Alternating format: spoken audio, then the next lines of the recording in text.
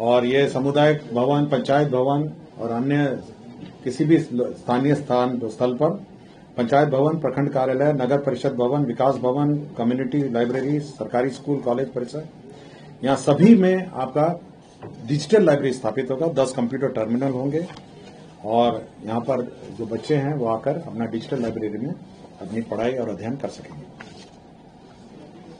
खाद्य एवं उपभोक्ता संरक्षण विभाग में जो पीडीएस दुकानें हैं उसमें छुट्टियां जो पूर्व में थी उसमें संशोधन किया गया है और छुट्टियों में जो लिस्ट है, नई लिस्ट जारी की गई है। इसके तहत अब वो क्लोज्ड ऑन एवरी मंडे,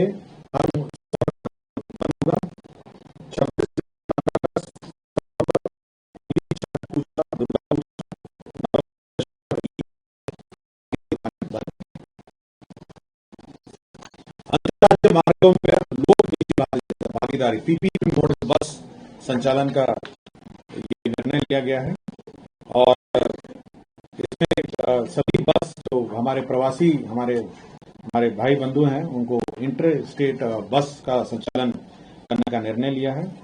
इसके तहत जो पीक साइड रूट्स हैं उसमें 150 प्रति सीट एवं ऑफ पीक साइड में 300 प्रति सीट प्रोत्साहन राशि दी जाएगी। 5 वर्षों को यह दी जाएगी और 36 करोड़ 35 लाख रुपए इसमें व्यय होंगे। सो पीपीपी मोड में इंटरस्टेट बस के लिए यह योजना है। 150 रुपीज पीक साइड के लिए प्रोत्साहन है और 300 रुपए ऑफ पीक साइड के लिए प्रोत्साहन है। उद्योग विभाग ने बहुत सारे औद्योगिक क्षेत्र के लिए जो भूमि अधिग्रहण है उसका निर्णय लिया है।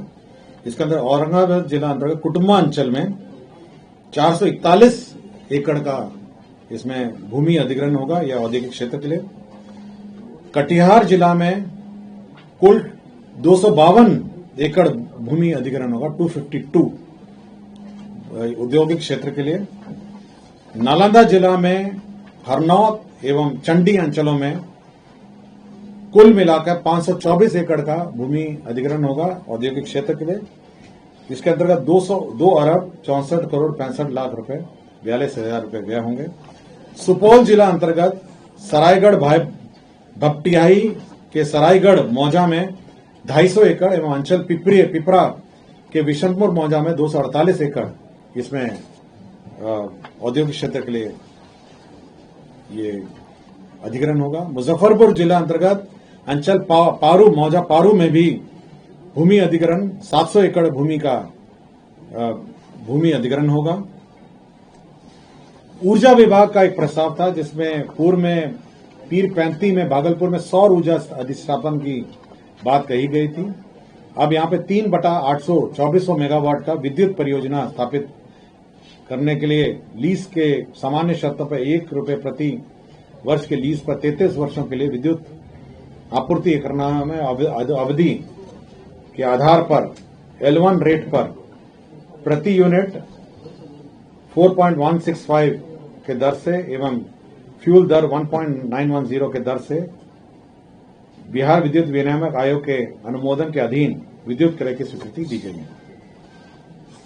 खान एवं भूतत्व विभाग में जमुई जिला अंतर्गत मैग्नेटाइड लॉ अयस्क के मजोस एवं भंटा संयुक्त कंबाइंड ब्लॉक की ई नीलामी के लिए जो रिजर्व जमा है वो निर्धारित की गई है। यह अनुमानित आरक्षित मूल्य 4,325 करोड़ निर्धारित किया गया है।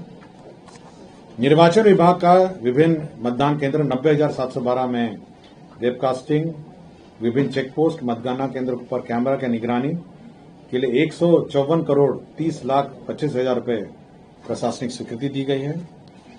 बिल्डिंग बायलॉज में विभिन्न उपविधि में आंशिक संशोधन किए गए हैं जिसमें इंडियन ऑयल कॉर्पोरेशन जो पेट्रोल पंप के लिए गाइडलाइन के अनुसार संशोधन किए गए हैं और नेशनल बिल्डिंग कोड के अनुसार भी संशोधन किए गए हैं। बिहार शहरी आयोजना स्कीम नियमावली 2025 इसकी स्वीकृति दी गई है। इसके अंतर्गत जो टाउनशिप निर्माण का रास्ता साफ हो गया है। इसमें विभिन्न क्षेत्रों में टाउनशिप का निर्माण होगा।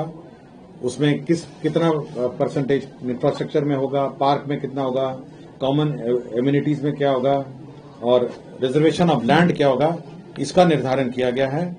अब जो नए सिटीज और छोटे टाउनशिप हैं, अब ये बिहार शहरी आयोजना स्कीम नियमावली 2025 के आलोक में की जाएंगी।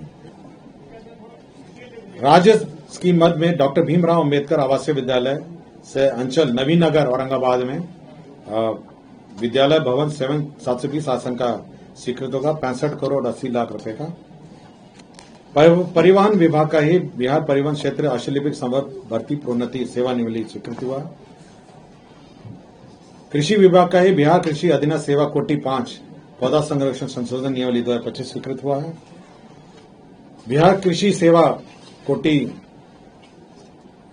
1 शैया अंतर्गत समूह क और ख के पूर्व स्वीकृत पदों का आवश्यकता अनुसार परिवर्तन और सृजन की स्वीकृति दी गई है।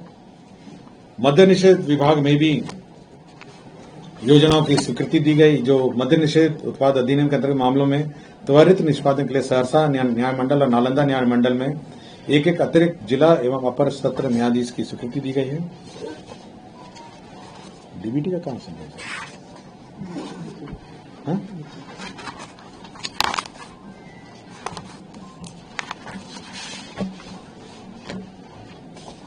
शिक्षा विभाग में विभिन्न जो डीबीटी योजनाएं हैं उसमें जो रेफरेंस डेट है, आपका स्कॉलरशिप है, यूनिफॉर्म है, आपके साइकिल योजना है, पोशाक योजना है, सभी में जो रेफरेंस डेट है वो सितंबर से घटा के अब 1 अप्रैल से 31 जुलाई तक का रेफरेंस डेट है। पहले 1 अप्रैल से 30 दिसंबर तक 75% अटेंडेंस होना था, उन्हीं को देय था। अब 1 अप्रैल से 31 जुलाई तक का जो डेट है उसमें 75% अगर अटेंडेंस होगा तो देय होगा।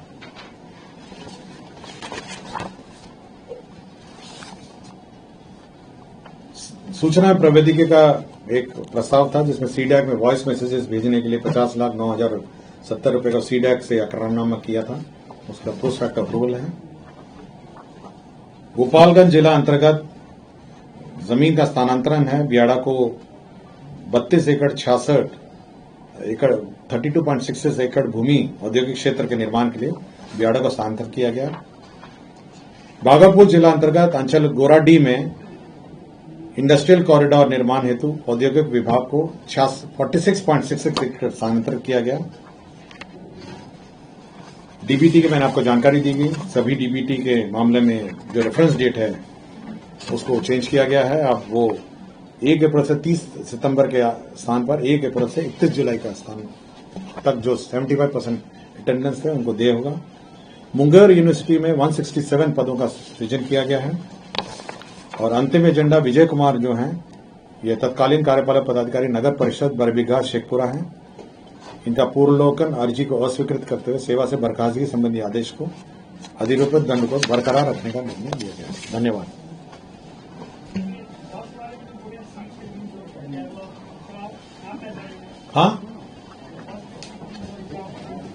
हाँ, उसमें यह है कि जो अंतर्राज्य बस चलेगी, जो नॉन पीक रूट है उसमें 150 रुपए सब्सिडी देंगे और 300 रुपए पीक रूट में सब्सिडी देंगे, पीपीपी मोड में। और डिटेल हाँ, और खाली भी जाएगा। हो सकता है कि आधा ही भरे, जाने में आधा भरे, आने में फुल भरे, तो सब्सिडी है। हाँ, पीपीपी मोड में है, फिक्स्ड है। और कुछ टाउनशिप वाला थोड़ा सर ये ऊर्जा विभाग सोलर वाला थोड़ा ब्रीफ कर दे। देखिए, टाउनशिप में पूरा नियमावली है, बहुत लंबी नियमावली है।